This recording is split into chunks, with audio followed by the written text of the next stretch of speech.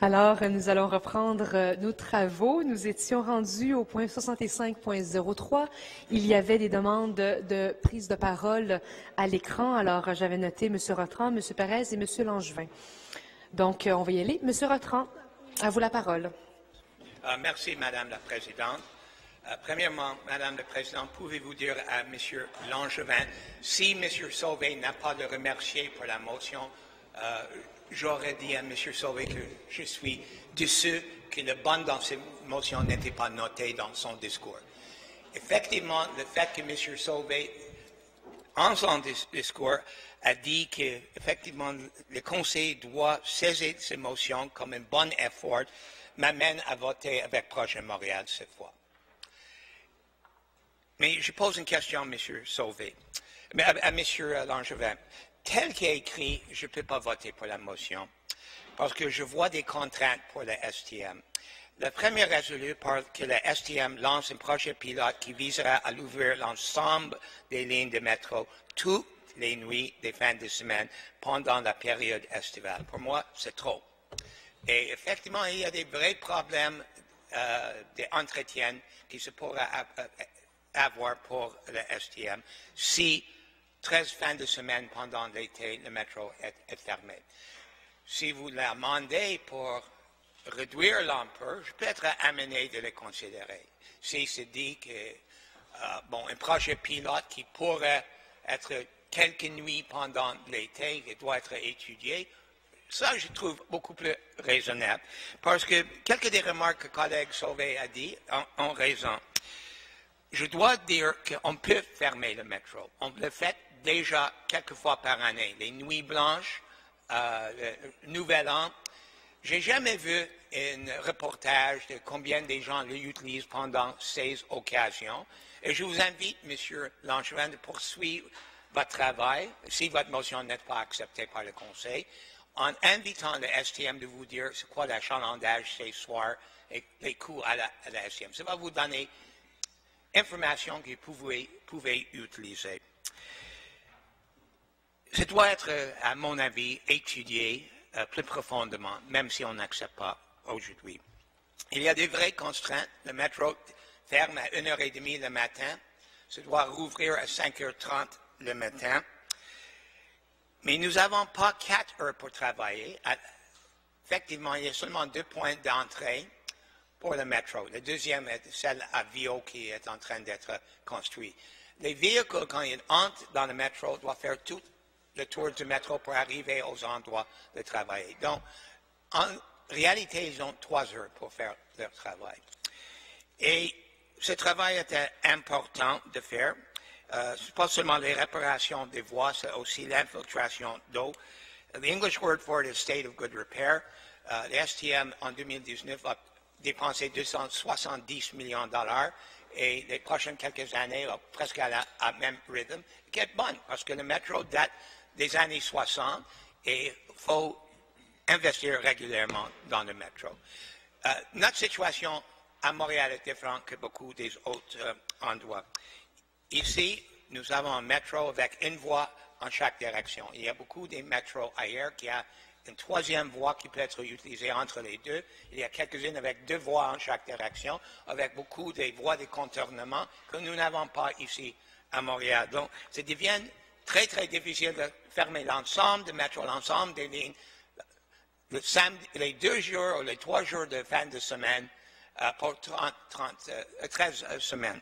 Ça va effectivement contraindre ce que l'STM peut livrer dans son state of good repair. L'argument de Paris a certaines puissances. Mais Paris ne va pas fermer le métro au complet et pas 2 soirs par week-end et pas chaque week-end. My understanding is that Paris is closing its metro Saturday nights, 1 time a month between September of this year and March of next year, and it's not closing the entire metro.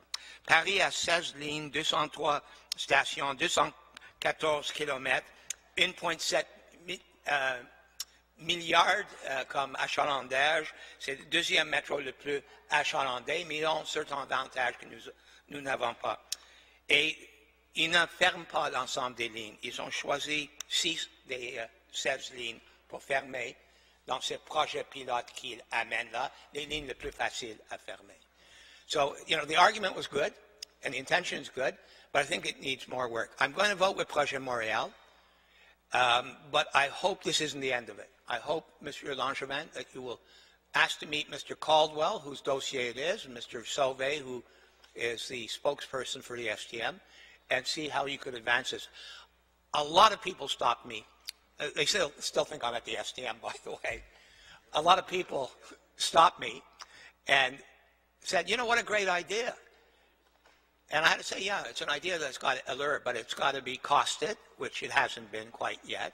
Second of all, we have to have an idea what the impact is. And third of all, what the potential ridership is. And that's not to say we won't come up with a compromise solution. And you will have paternity of that eventual decision. Because I'm sure that if the STM can close the Metro 2 nights a year, it can probably find 2 other nights or 4 other nights of the year without constraining what gets done in the Metro. Donc, merci pour avoir été l'auteur de cette motion. Madame, je pense que j'ai expliqué pourquoi je vais voter en contre. Merci, Monsieur Rotran. La parole à Monsieur Langevin. Merci, M. Rotran, pour vos commentaires, vos propositions d'amendement. Mais il faut aussi se rappeler que ce qu'on propose, c'est un projet pilote. Si dans sa forme actuelle, ce qui est proposé, c'est peut-être trop pour ce que le système actuel est capable d'encaisser, capable de faire. Moi, ce que j'entends, le seul mot que j'ai entendu depuis le début, c'est impossible. C'est impossible.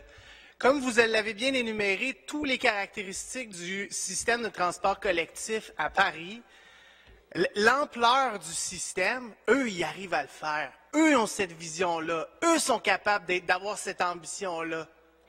Ce qu'on demande aujourd'hui, c'est un projet pilote.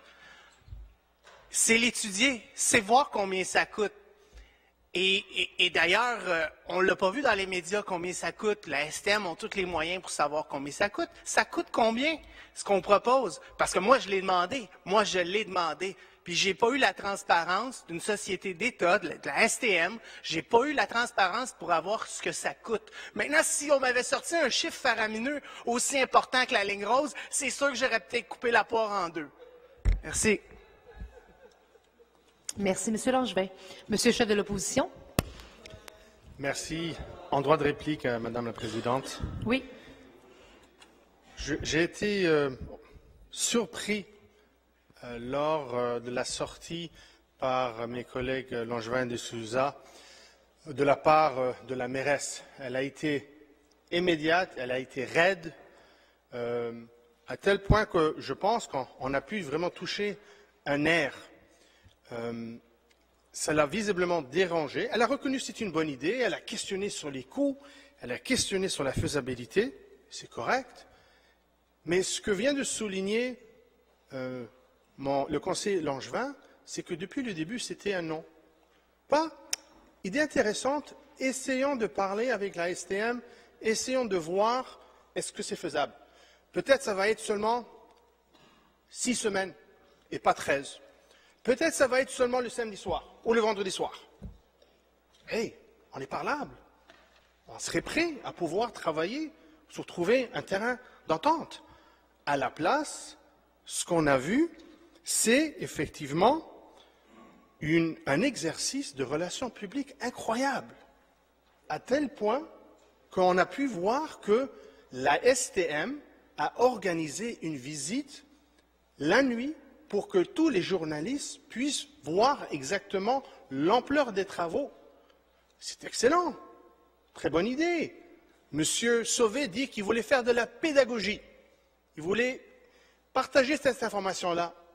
C'est un peu dommage qu'il n'a pas invité les proposeurs et les appuyeurs de la motion pour y venir cette soirée-là. Si vraiment vous étiez convaincus de votre position, ben pourquoi pas nous éclairer?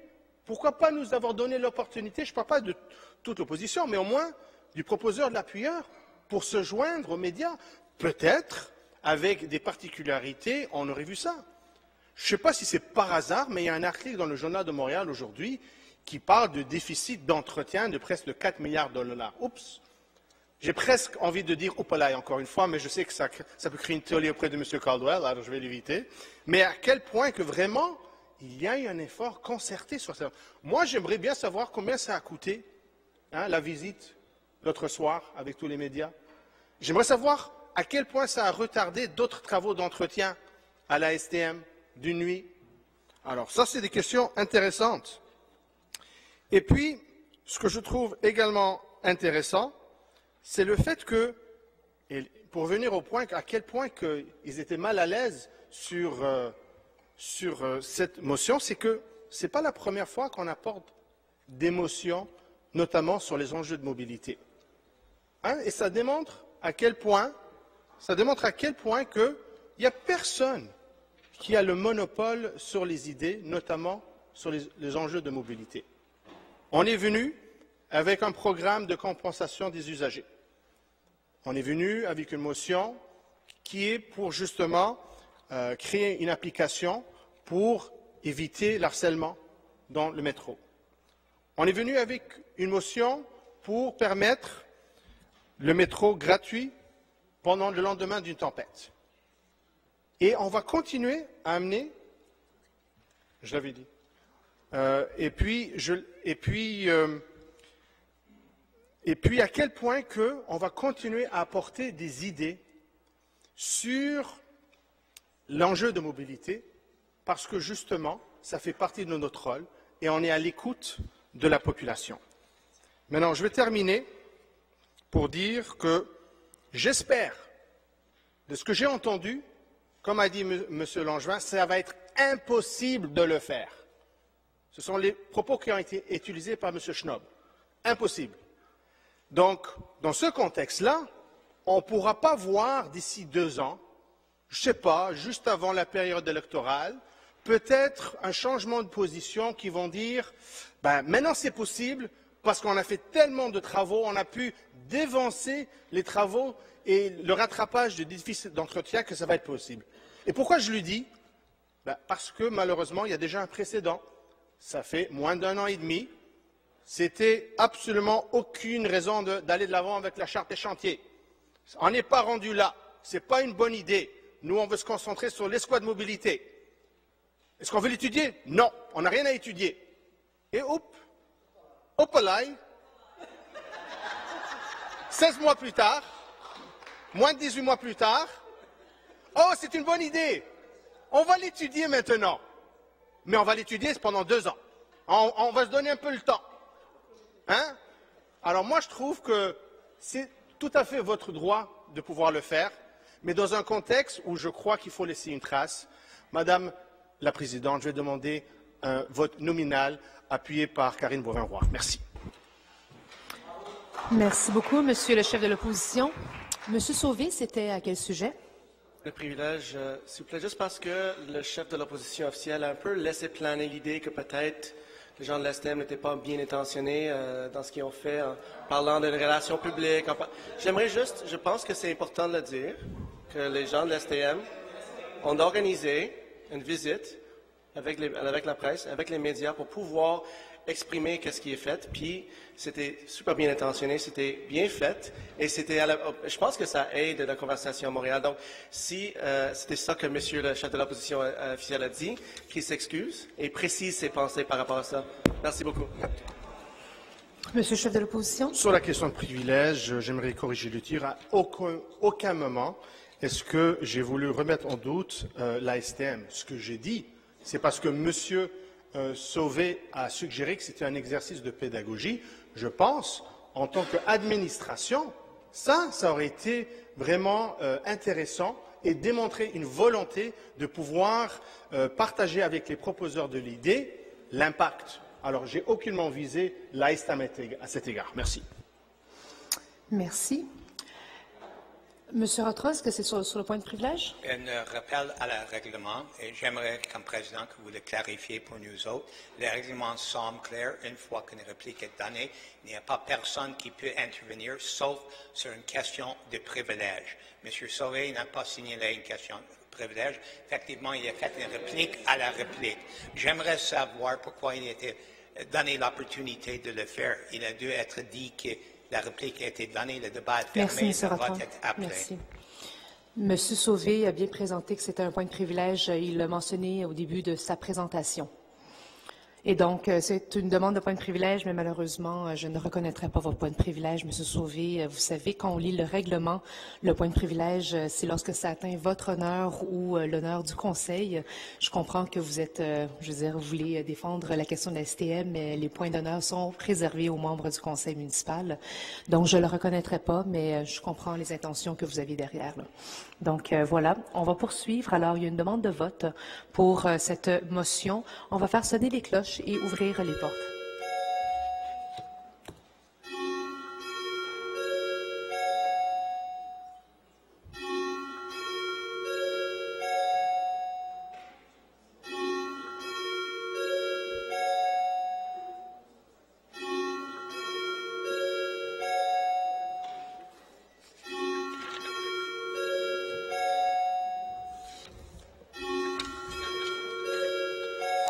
Merci beaucoup. Nous allons fermer les portes et passer au vote. Et encore une fois, je vous demanderai de garder le silence pendant tout le long du vote. Alors, c'est sur la motion, je vais avoir le titre exact, donnez-moi 2 secondes. Alors, c'est la motion de l'opposition officielle demandant l'ouverture du métro toutes les nuits des fins de semaine en période estivale. Monsieur le greffier. Madame la mairesse, Monsieur Doré, Madame Popeanou, Monsieur Ouellet, Madame Goulet, Monsieur Caldwell, Madame Lavigne-Lalonde, Monsieur Baudry, Madame Filato, Monsieur Croteau, Monsieur Ferrandez, Madame Thuillier, Monsieur Parenteau, Monsieur Parizeau, Monsieur Limoges, Madame Moserolles, Monsieur Sauvé, Madame Miron, Madame Giguère, Madame Parent, Monsieur Norris, Madame Bourgeois, Monsieur Marinacci, Madame Vodanovic, Monsieur Dessart-Blais, Madame Montgomery, Monsieur Ryan, Madame Sigouin, Madame Gosselin, Madame Watt, Monsieur Tomlinson, Monsieur Normand, Monsieur Downey, Monsieur McQueen, Monsieur Arsenault, Madame Rouleau, Monsieur Posé, Monsieur Pérez, Madame Boisverroy, Monsieur Mielé, Madame Black, Monsieur De Souza, Monsieur Sari, Madame Gianou, Monsieur Salem, Monsieur Bays, Madame Latenzio, Madame Deros, Monsieur Corville, Monsieur Langevin, Madame Rossi, Madame Descaries, Monsieur Perry, Madame Clément Talbot, Monsieur Gay, Monsieur Bissonnette, Madame Barbe, Monsieur Deschamps, Madame Zarac, Monsieur Miranda, Madame Hainaut, Madame Foumagali, Monsieur Rapana, Monsieur Rotran.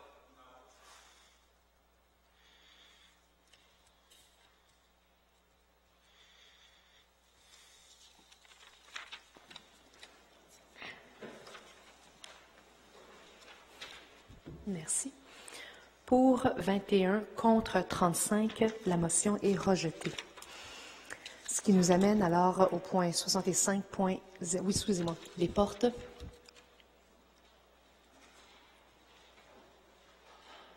Bonjour, Monsieur Doré. Contre.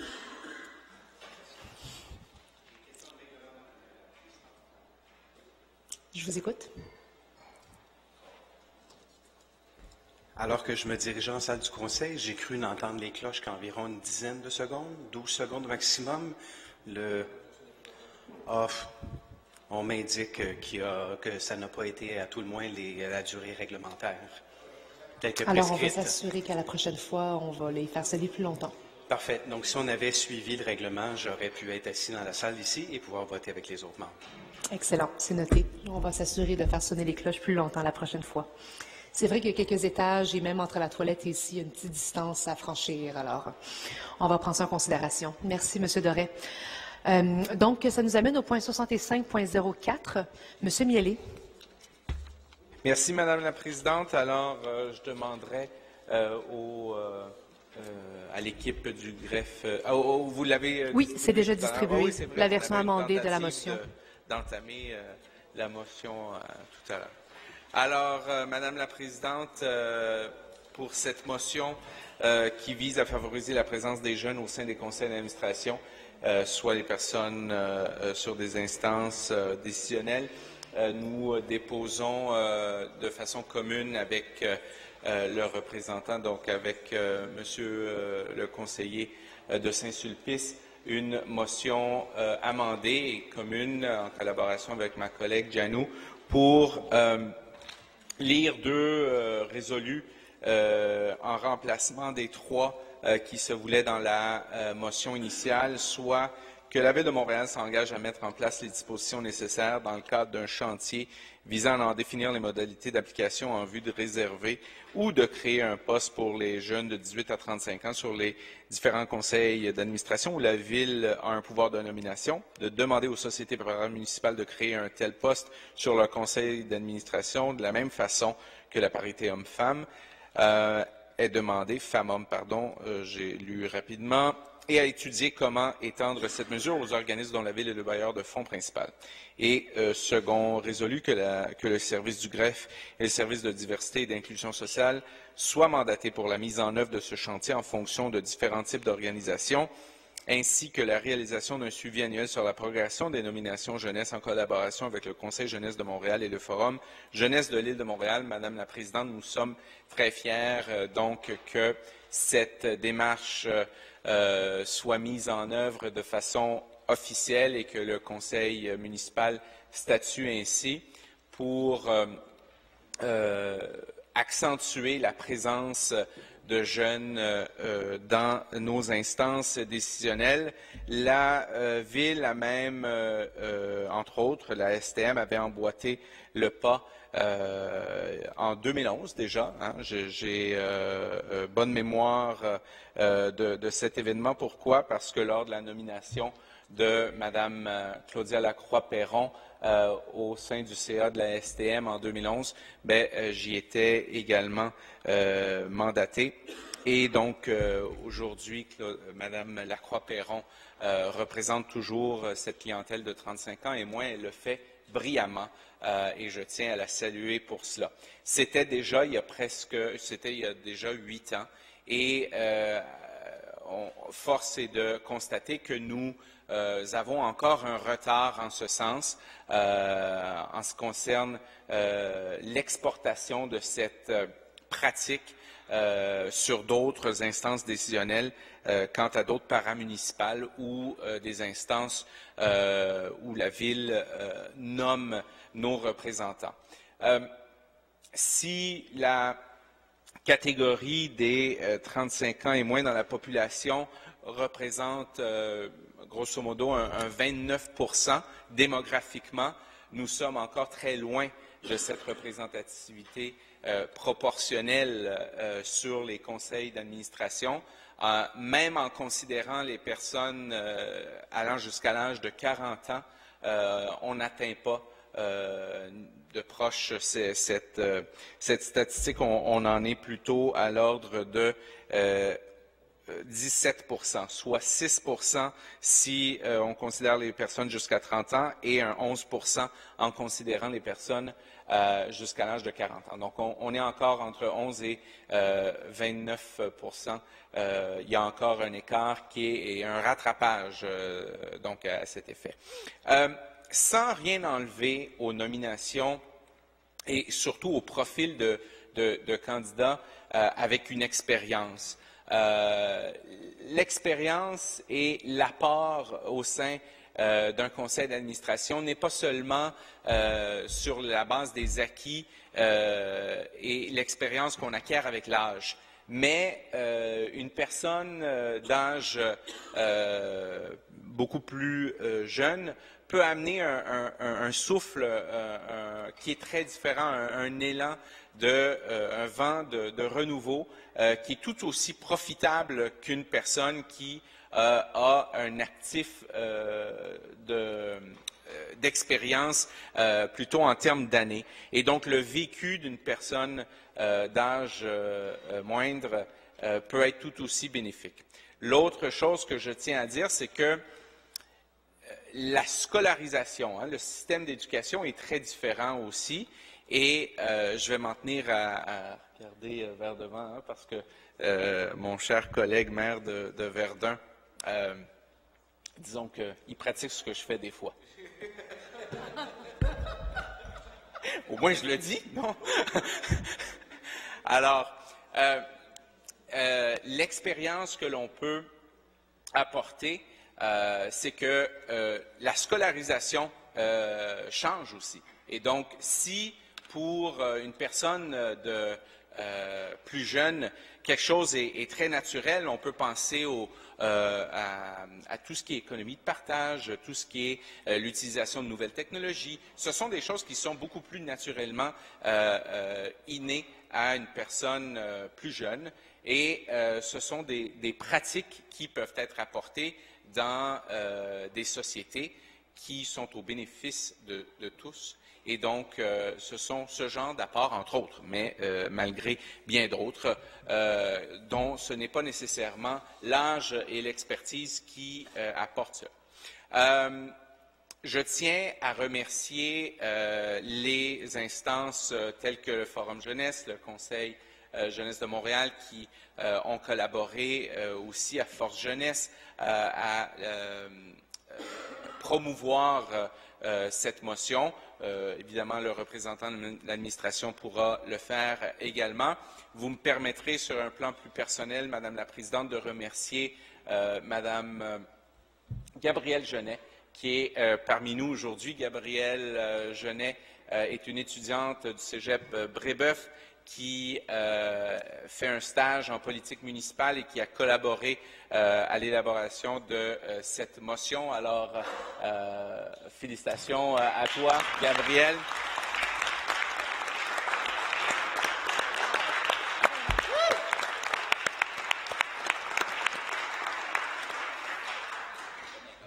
Alors, on te souhaite surtout beaucoup de succès et on te souhaite, pourquoi pas siéger sur un conseil d'administration un jour pour faire profiter toutes les Montréalaises et les Montréalais.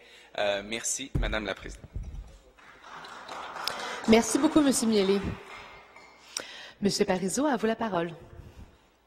Je vais ajouter mon nom comme appuyeur de la motion avec plaisir. On a travaillé en collaboration avec l'opposition officielle. Mais je voulais simplement souligner le travail exemplaire qu'ont fait les groupes étudiants et jeunesse depuis plusieurs années. C'est une revendication qui, même ceux qui étaient dans cette salle, Carl Berlier-Genet, qui était conseiller associé à la jeunesse au comité exécutif, avec M. Tremblay, revendiquait déjà quand il était au Forum Jeunesse de l'Île de Montréal. Donc, quand j'ai fait l'annonce la semaine passée, il était extrêmement fier de pouvoir, lui, comme directeur général adjoint de Concertation Montréal, intérimaire de Concertation Montréal, d'être présent à l'annonce. J'étais extrêmement fier d'avoir les collègues du mouvement étudiant et des mouvements jeunesse qui revendiquent cela, comme je le disais, depuis plusieurs années. Donc, je remercie l'opposition d'avoir amené cette motion-là. Je suis très content d'avoir fait l'annonce, puis je suis content aujourd'hui qu'on puisse, de façon apartisane, un peu comme la biosphère l'a été le mois passé, une motion non partisane, rajouter à une motion qui fait avancer la représentativité de la jeunesse au sein des conseils d'administration et instances décisionnelles de la Ville. On est 5 membres du conseil municipal qui ont moins de 35 ans. Il y en a qui sont juste sur la limite. Je pense à mon très cher collègue Robert Baudry. Mais on est quand même 5 membres du conseil municipal. C'est une représentation très faible des 35 ans et moins. Mais on est quand même 4 membres qui... Oui, je t'ai inclus. Je vous ai inclus, Madame la Présidente. Vous êtes inclus, oui. Donc, je pense que même le conseiller Rotran verra le vent souffler, le vent de jeunesse qui a été incarné lors de la dernière élection municipale. Puis, Oh non, bon, M. Deschamps n'est pas d'accord, mais je pense qu'on... Mais je pense quand même que notre administration amène des idées novatrices depuis notre élection comme administration municipale. Puis je vais dans le même sens que M. Miele quand il dit que les jeunes sur les conseils d'administration et instances décisionnelles peuvent amener des idées novatrices. On n'a pas besoin de toujours baser notre vision sur l'expérience.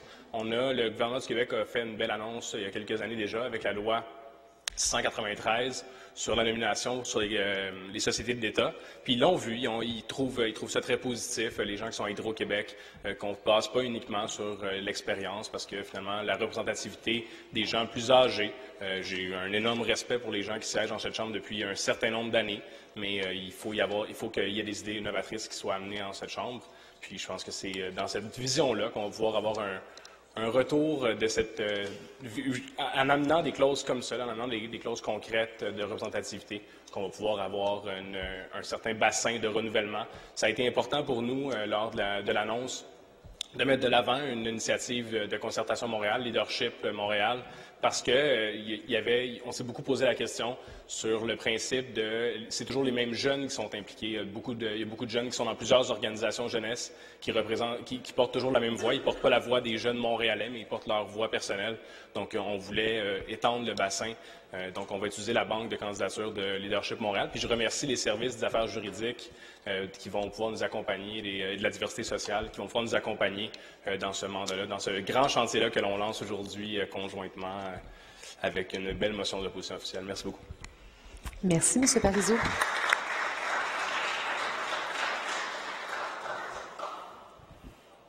Alors, cette motion est adoptée. Nous passons à la prochaine, donc 65.05. Monsieur le chef de l'opposition, à vous la parole. Merci, Madame la Présidente. Donc, on amène une autre motion sur les enjeux d'infrastructure, sur les enjeux de travaux, avec une suggestion d'augmenter les délais pour les garanties des travaux d'infrastructure, notamment de voirie. Et je pense que la raison pour laquelle est assez évidente. Lorsque on exige une plus longue garantie, on peut s'attendre à une meilleure qualité de travail. Actuellement, la Ville de Montréal exige que ce soit pour des travaux de réhabilitation de voirie ou de reconstruction, une garantie d'entretien d'1 an. Il y a une autre garantie pour l'œuvre qui est de 5 ans. Ça, c'est vraiment ce qu'on peut dire en cas de catastrophe, en cas vraiment où les éléments ils effondrent. On n'est pas là-dedans. On n'est pas dans ce contexte de genre de garantie. Ça, c'est vraiment le genre de garantie dans des cas exceptionnels. C'est prévu par la loi, c'est reconnu dans nos documents d'appel d'offres. Mais lorsqu'on parle de garantie, les garanties d'entretien habituelles, c'est vraiment les garanties pour les travaux fournis, pour les travaux de construction. Et pour nous, on pense qu'il y a une nécessité de voir cela parce que, comme nous le savons tous, au fil des dernières années, on a effectué beaucoup de travaux. Ça va continuer à aller, bien que peut-être l'achalandage pour certains genres de travaux vont diminuer, ils vont augmenter dans d'autres. On pense que c'est tout à fait opportun d'exiger une plus longue garantie. Nous savons que depuis la dernière auscultation qui date de 2015, il y avait 45% du réseau de voirie qui était en mauvais ou très mauvais état. Nous attendons avec impatience les résultats de la nouvelle auscultation. Nous savons qu'elle s'en vient, on sait que le contrat avait été octroyé, donc sans doute, on espère et on s'attend à ce que la situation s'est améliorée, mais néanmoins, on pense que cela pourrait être un outil de plus, parce qu'il y a beaucoup d'outils. On a apporté certains au cours des derniers mois, on va en apporter d'autres au cours des prochains mois. Donc, ce n'est pas une question de trouver une solution magique, il n'y en a pas une, il faut travailler, faire du travail de longue haleine, mais il faut absolument essayer de trouver d'autres moyens pour améliorer la situation. Et je pense que dans un contexte où on fait la part des choses entre les travaux de réhabilitation, et les travaux de reconstruction, la motion est d'autant plus pertinente. Donc, la motion demande à ce qu'on inclue dorénavant une garantie de 2 ans pour les travaux de réhabilitation et une période de 5 ans pour les travaux de reconstruction. Pourquoi la distinction? C'est fort simple. Lorsqu'on refait les travaux de voirie en reconstruction, on va vraiment toucher toutes les différentes composantes de la voirie. On va toucher évidemment le bitumineux, l'asphalte, on va toucher le drainage, on va retoucher également la dalle, on va retoucher la géométrie potentiellement, évidemment, les trottoirs. Donc, il y a tous les éléments, les composantes sur lesquelles vraiment on s'attaque. Donc, dans un contexte où effectivement toutes les composantes sont faites, on pense qu'il est tout à fait pertinent d'exiger une garantie de 5 ans. Maintenant, on peut poser la question, pourquoi pas plus longtemps? Pourquoi pas exiger 10 ans? Après tout, effectivement, lorsqu'on refait une rue en reconstruction, on veut une durée de vie utile de 20 à 40 ans, dépendamment de la nature de la rue, si elle est artérielle, si elle est locale, ainsi que d'autres facteurs. La raison pour laquelle, c'est que une fois qu'on commence à un certain délai, il y a d'autres éléments qui viennent en ligne de compte pour s'assurer de la prolonger ou bien pouvoir atteindre la durée de vie utile, notamment l'entretien préventif. Donc, après déjà quelques années, après 3 à 5 ans, mais ça va dépendre également des cas, il faut incorporer de l'entretien préventif pour justement s'assurer qu'on puisse atteindre cette période de 20 à 40 ans. Tandis qu'avec la réhabilitation, on va habituellement seulement changer un des éléments. Alors, c'est pour ça qu'il y a d'autres composantes. Demander plus que 2 ans, ça serait peut-être problématique ou dans un contexte où on s'ouvre à trop de recours judiciaires parce qu'ils vont dire tout simplement que c'était l'autre composante qui était fautive qui a causé la problématique. On veut éviter cela.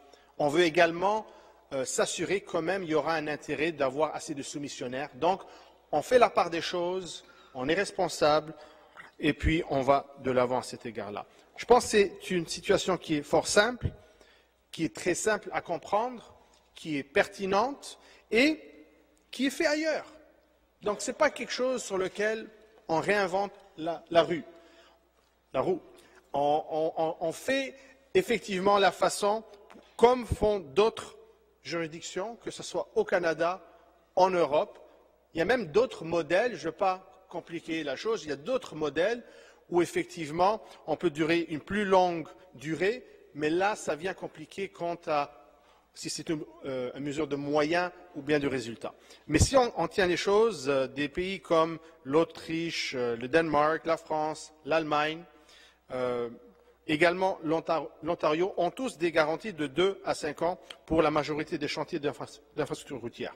Donc, j'ai hâte d'entendre l'ouverture de la part de mon collègue M. Ouellet à cet égard-là pour qu'on puisse avoir encore une autre motion adoptée à l'unanimité. Merci. Merci, Monsieur le chef de l'opposition. Monsieur Ouellet. Merci, Madame la Présidente. Donc, concernant la motion, donc, écoutez, il y a plusieurs éléments qui peuvent être intéressants au premier regard. Évidemment, tout le monde veut des travaux de bonne qualité. Vous l'avez mentionné vous-même, il va y avoir bientôt le nouveau bilan au niveau des rues artérielles. J'ose espérer, je crois qu'on va avoir des belles surprises quand ça va être fini d'être compilé et rendu public dans les prochaines semaines. Ce qu'il faut comprendre, c'est qu'il y a des pour et il y a aussi des risques à aller vers cette option-là. Premièrement, bien évidemment, tout le monde veut évidemment une garantie le plus longue possible pour en avoir pour notre argent. Cela va de soi. Et c'est pour ça que ça semble tout à fait intéressant. À l'inverse, il y a aussi des risques.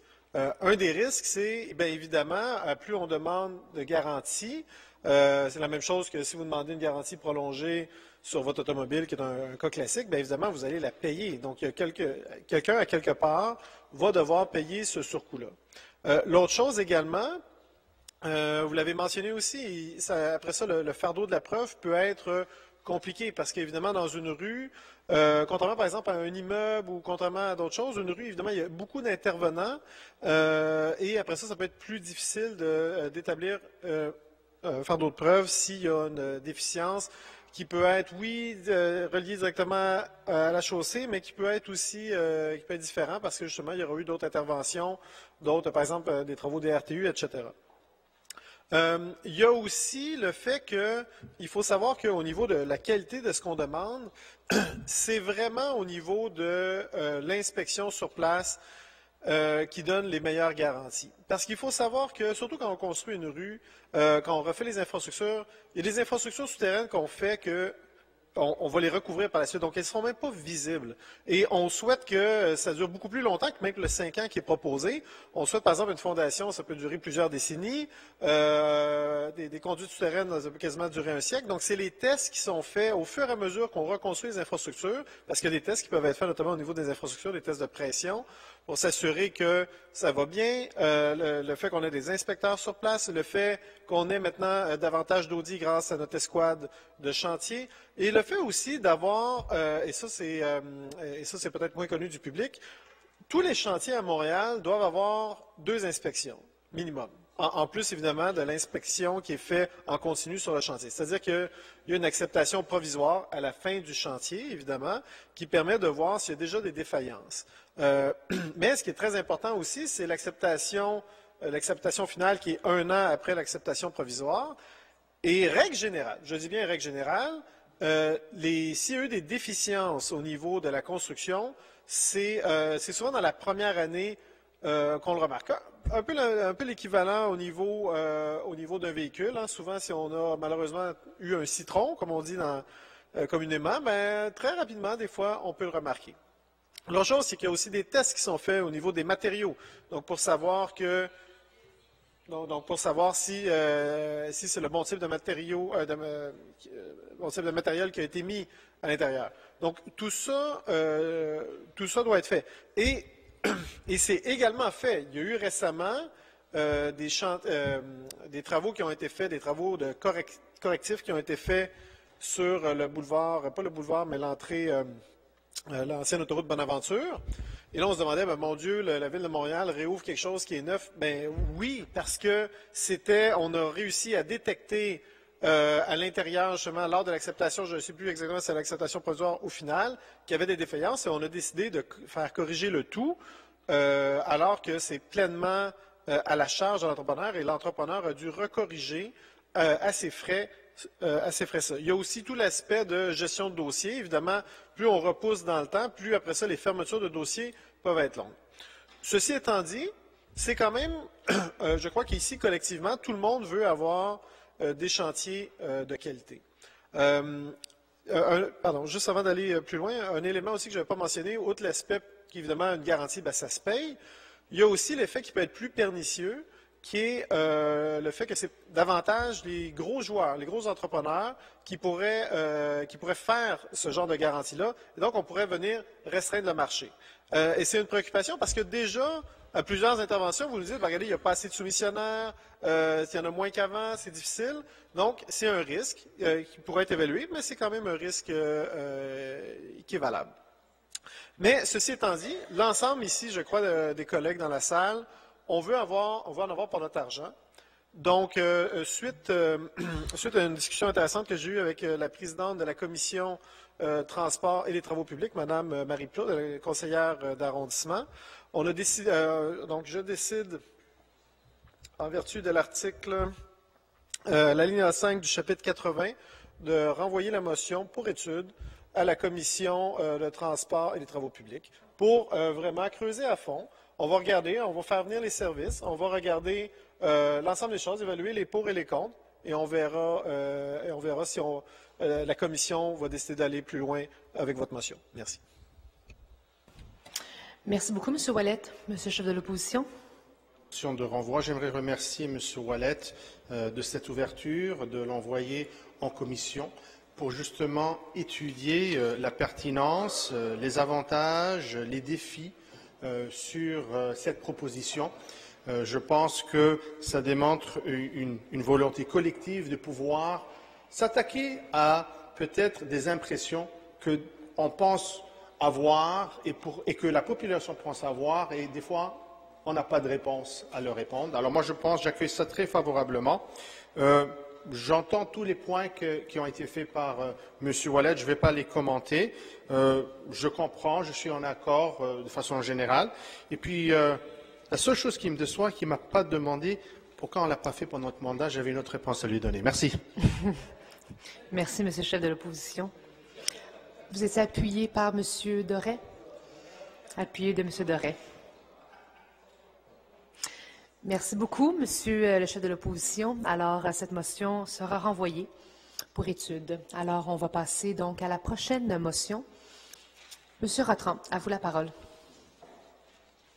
Madame la Présidente, j'ai l'intention de retirer l'item 6506 et j'explique pourquoi. Il y a plusieurs collègues qui m'ont contacté qui pensent que la commission de la présidence est le bon endroit d'étudier ça. J'ai déjà parlé à vous et vous avez démontré une ouverture, mais j'aimerais aussi souligner que j'ai eu l'opportunité pendant la fin de semaine de parler à Emily Twillier, qui est actuellement la personne qui porte le dossier de démocratie. Elle apprécierait son grande ouverture de donner moi 30 minutes pendant son fin de semaine et de chercher des lignes de communication. Je pense toujours de donner des chances aux coureurs. J'aime un membre du comité exécutif qui est non-partisan, de travailler avec tous les côtés. Nous n'avons pas être exactement dans la même longueur d'onde, mais je crois qu'effectivement on va trouver un texte commun éventuellement, donc je retire le 6506. Merci beaucoup, M. Rotran. Donc, ce qui nous amène à 65.07 et l'équipe du greffe va nous déposer une version amendée.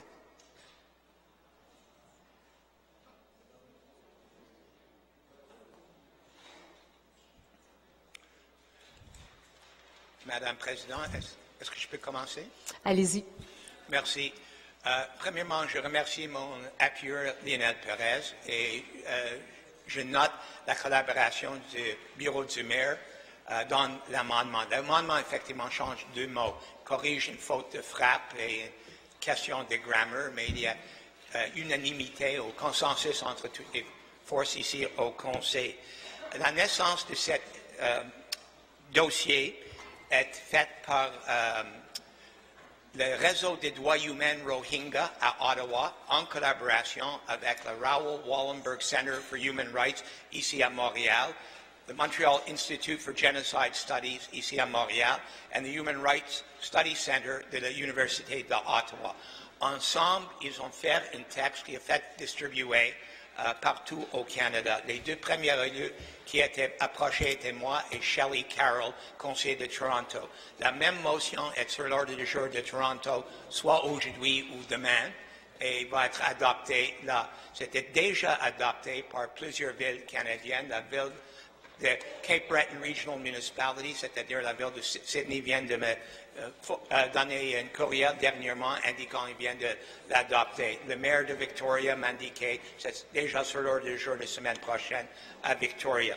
La raison pour la motion, les Rohingyas ne veulent pas être oubliés par le monde. Ils étaient victimes de violences. Des milliers et des milliers de personnes étaient tuées en Myanmar. Personnes d'origine Rohingya qui habitent dans l'État de Rakhine.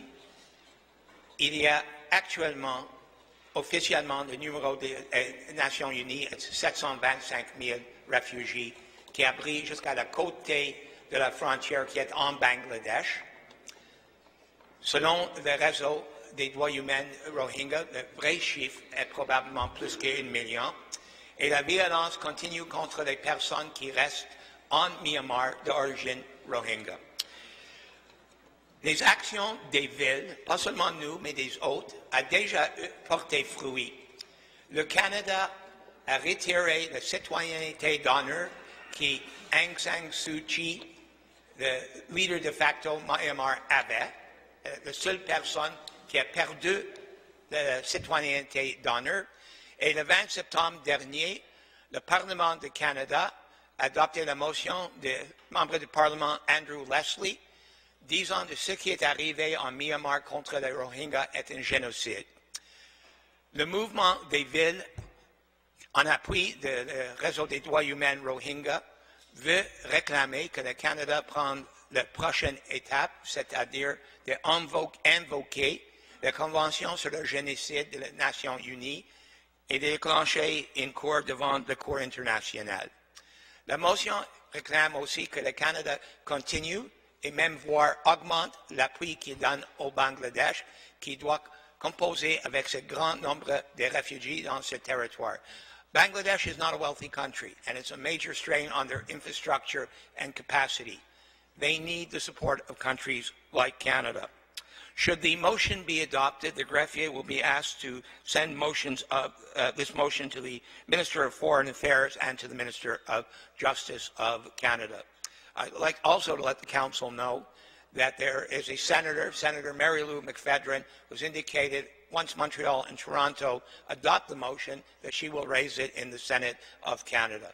Hopefully this will aid the Rohingya at a time when the situation in their part of the world is probably the greatest humanitarian crisis on this planet. Merci, Madame Présidente.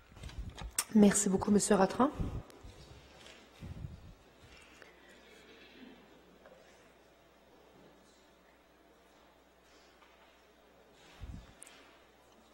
Monsieur le chef de l'opposition.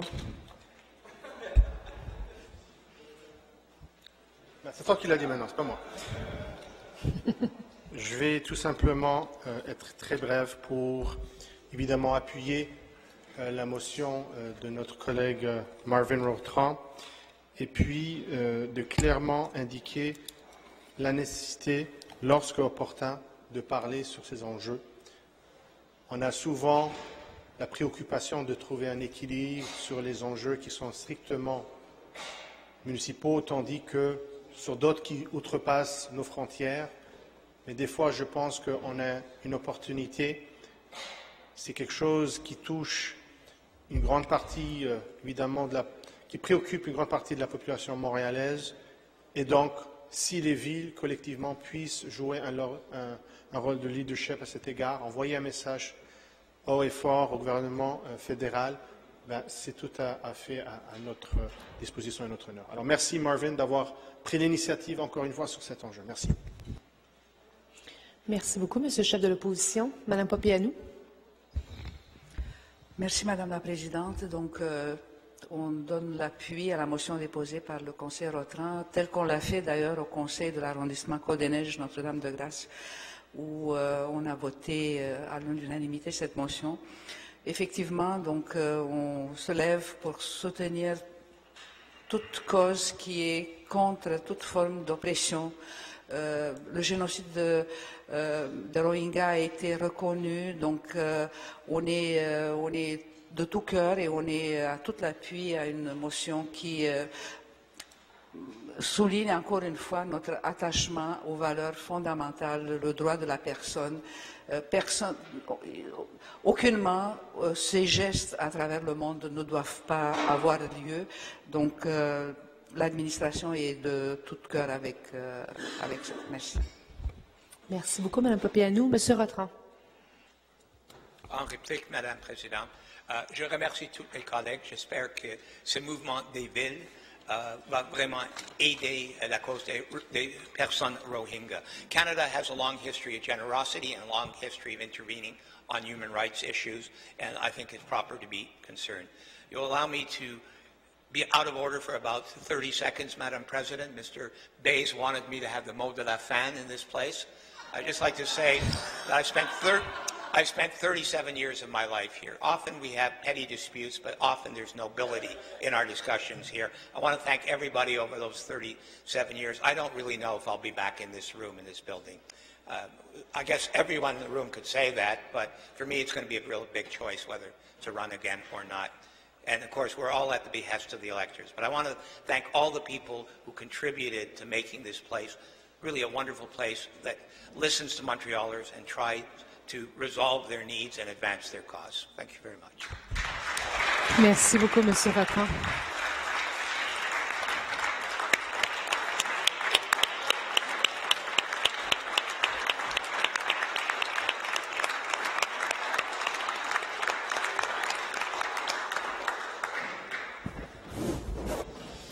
Alors, cette déclaration est adoptée, ce qui Cette motion, excusez-moi, merci, cette motion est adoptée, ce qui épuise notre ordre du jour pour ce Conseil. Et c'est le dernier, en effet, dans cette salle du Conseil. Je me permets, en fait, de vous demander peut-être pour une dernière photo de groupe, mais de ce siège-ci. Et puis c'est une demande même de plusieurs de pouvoir avoir une photo de famille plus réaliste que celle qu'on a prise hier. Alors, je vous demande simplement de rester là où vous êtes. Et avant de clore, je vais vous prendre en panoramique, comme dans une classe. Alors, donnez-moi 15 secondes. Tenez-vous droit, si c'est possible. Et je pars.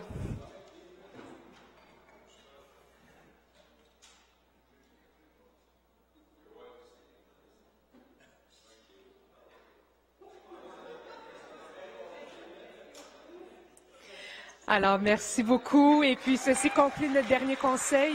On se retrouve à Lucin-Saunier la prochaine fois.